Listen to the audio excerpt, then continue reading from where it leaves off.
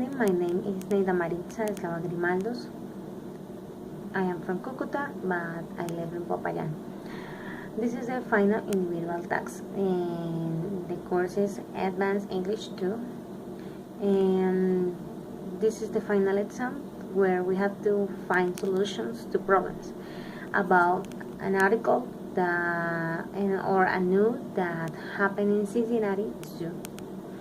So I'm going to read the sentence and then I'm going to answer the questions. Zookeepers shot and killed a gorilla on Saturday, May 20th, 2016, after a 3-year-old boy slipped into its enclosure at the Cincinnati Zoo, triggering outcry over how the situation was handled.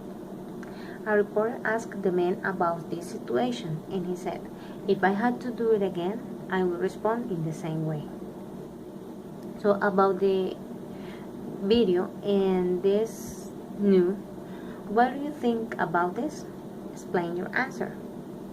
For me, it is a bit difficult to see how man destroys animals' life, and that from this video for an oversight of his parents, people that had to kill a gorilla who appears to be protecting the child. But it is also true that we cannot trust animals because they have an instinct that at any moment can hurt humans, as in the case of the child. The gorilla seems to want to save him, but maybe not so, and on the contrary, it's on the defensive, thinking that the child can be a threat to him. What would you do in this case? I think that I feel painful because I am animal lover. I would have done the same, and I would have fired or shot to preserve the life of the child or any human being before the threat of any animal that wants to hurt someone. Have you ever been in a similar situation? I have never been in a situation like this, and I hope to never be, because it would be very difficult for me to see die or have to kill an animal to defend the life of a human being. Read the following opinions about this situation and give your opinion using arguments. Some suggested the boy's parents should be held criminally responsible for the incident, and online petitions seeking justice for Harlow earned more than 1,000 signatures in less than 48 hours. This beautiful gorilla lost his life because the boy's parents did not keep a closer watch on this child, the petition states. In my opinion, I believe that people have reason to judge parents for not taking care of their child because this caused this sad outcome. But what I do not agree is that people think of saving the life of animals perhaps having a very sad ending for the child and his parents. The other situation is that child's life was danger. People who question that don't understand you can take a risk with a silverback gorilla. This is a dangerous animal, he said. Looking back, we'd make the same decision. The child is safe.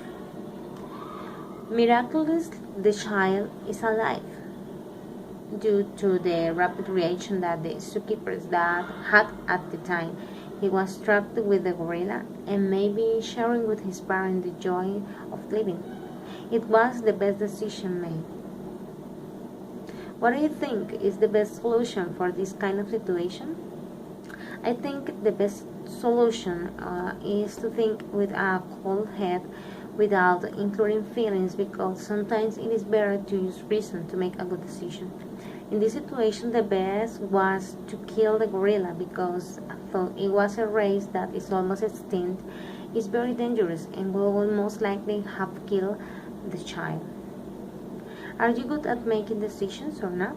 If you find it hard to make a decision, what do you usually do? Justify your answer.